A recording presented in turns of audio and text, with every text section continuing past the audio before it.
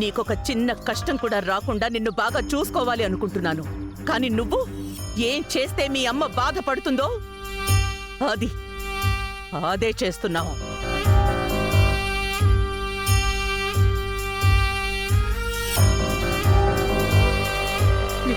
నిన్ను కోమాలోకి పంపించిన దాన్ని మళ్ళీ ఈ ఇంట్లోకి తిరిగి తీసుకురావాలి అనుకుంటున్నావు. ఇది తప్పని నీకనిపించడం లేదా జయరాం? నేను అన్నీ నీకు వివరంగా చెప్పాను, అయినా నీకు అర్థం కాలేదా? అమ్మా, జయ పాపం అమ్మా. నువ్వు అనుకుంటున్నట్టు తను చెడ్డది కాదు, తను ద్రోహి కాదు. నీకు నేను ఎలా బిడ్డనో తను నీ బిడ్డే కదమ్మా. తను దూరంగా కష్టపడుతుంటే నేను చూడలేకపోతున్నానమ్మా. తన మీద ఉన్న కోపాన్ని ఎలాగైనా తగ్గిద్దాం అనుకున్నాను. అందుకేనమ్మా నేను ఈ పని చేశాను. నిన్ను మోసం చేయాలని నాకేం లేదు. నీకు తన మీదున్న కోపాన్నంతా ప్రేమతోనే సరిచేయగలను అని నేను నమ్మానమ్మా. అందుకనే. జయరాం, తెలియకుండా మాట్లాడుకో. ఏంటి చెల్లి మీద నీ కళ్ళల్లో ప్రేమ పొర్లిపోతోందే? ఈ కుటుంబాన్ని అవమానించి నిన్ను కోమాలోకి తీసుకుపోయి నిన్ను చంపాలనుకున్నోడితో బ్రతికింది తను.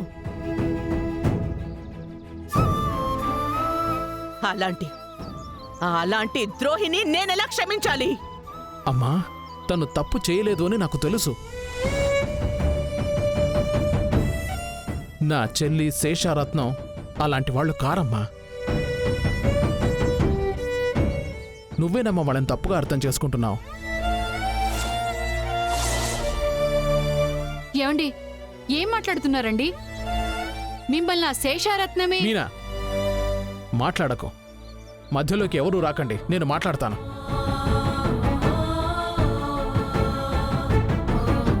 జయరాం, నీకేమయ్యింది అని ఇప్పటి వరకు నీకు గుర్తుకులేదు.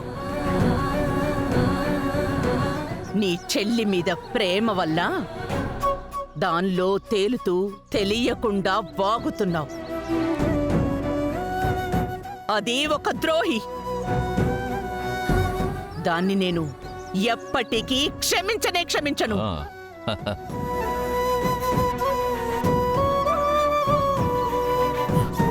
లేదమ్మా, నా చెల్లి ద్రోహి కాదు, తను మంచిదమ్మా. తను నిజంగా అమాయకురాలు. చాలు జయరాం, చాలు. ఇప్పుడు నువ్వు ఎవరి గురించి మాట్లాడుతున్నావో తెలుస్తోందా? అమ్మ, అన్న, కుటుంబం ఎవ్వరి గురించి ఆలోచించకుండా మనందరినీ మోసం చేసి ఎవడితోనో లేచిపోయి వెళ్ళి పెళ్లి చేసుకున్న దాని గురించి మాట్లాడుతున్నావు. అమ్మా, నీ కూతురు లేచిపోయింది అయితే తనను పంపించిన నేనెవరమ్మా?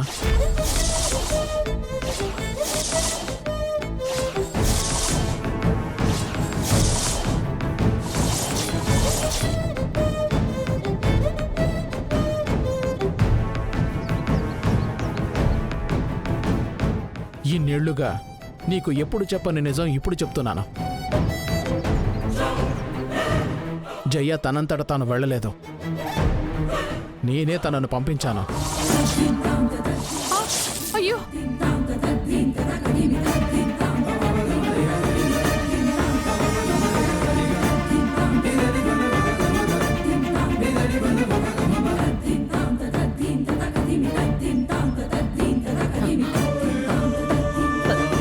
తనని కాపాడ్డానికి ఇంకా అబద్ధాలు చెప్పకు. తర్వాత నిన్ను నేను దూరం పెట్టాల్సి వస్తుంది. అమ్మా, నీ మీద ప్రమాణం చేసి చెప్తున్నాను, జయ్యది తప్పే కాదు. మళ్ళీ జయ లేచిపోయింది అని చెప్పకమ్మా. అమ్మా, నీకు తెలియని ఇంకో నిజాన్ని కూడా నేను చెప్తున్నాను. జయ తనకు తానుగా వెళ్ళి పెళ్లి చేసుకోలేదు. నేనే రత్నానికి జయకి పెళ్లి జరిపించాను.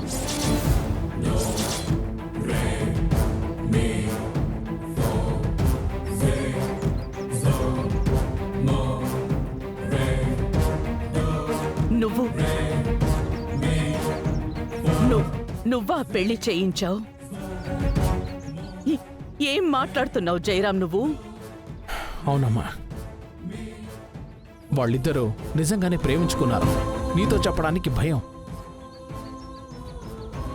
నేనే అది నీతో ఎలాగైనా చెప్పడానికి ట్రై చేశాను. నాకు అది చెప్పడానికి చాలా భయం వేసి చెప్పలేకపోయాను.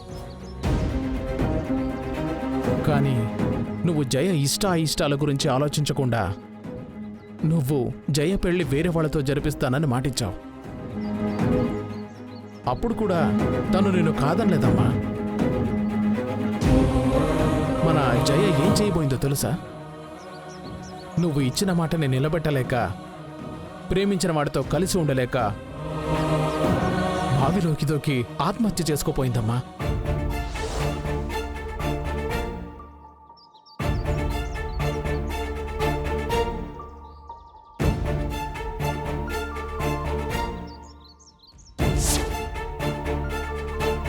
జయ, నువ్వు చావాలని నిర్ణయం తీసుకున్నావా? మరి నేను మాత్రం ఎందుకు ప్రాణాలతో ఉండటం? రా, ఇద్దరం కలిసి చచ్చిపోదాం. జయ, రే రత్నం, ఏం పనిరా ఇది? కొంచెం కూడా బుద్ధి లేకుండా. దిగు రామ్మా. జాగ్రత్త. కిందకి దిగమ్మా. మమ్మల్ని ఏం చేయమంటారు? ఝాన్సీ అమ్మ మాట ఇచ్చేశారు. ఆవిడ నిర్ణయాన్ని ఎవరూ మార్చలేరు. జయ కూడా మనసు మార్చుకునేటట్టు లేదు.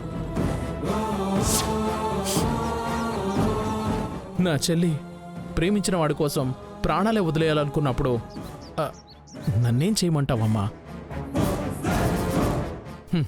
నేను ఎత్తుకుని పెంచిన నా చెల్లి, అలాంటి చెల్లి కంటే నాకింకేం ముఖ్యం అమ్మా? అందుకే మన ఊరి గుళ్ళోనే మన జయకి, రత్నానికి నేనే పెళ్లి జరిపించాను.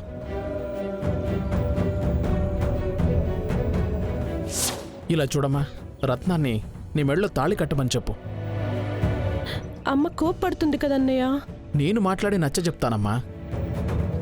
ఇలా చూడు జయ, నాకు నీ సంతోషమే ముఖ్యం. మీరిద్దరూ చల్లగా ఉండాలి. రత్నం, ఇదిగో ఈ తాళి తన మెడలో కట్టు.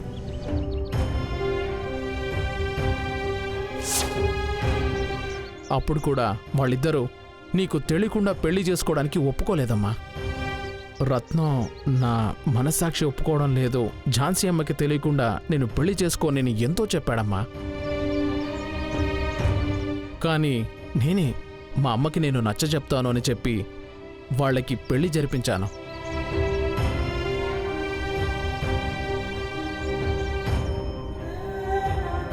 ఆ రోజే నీకు చెప్పడానికి నీ దగ్గరకొచ్చానమ్మా.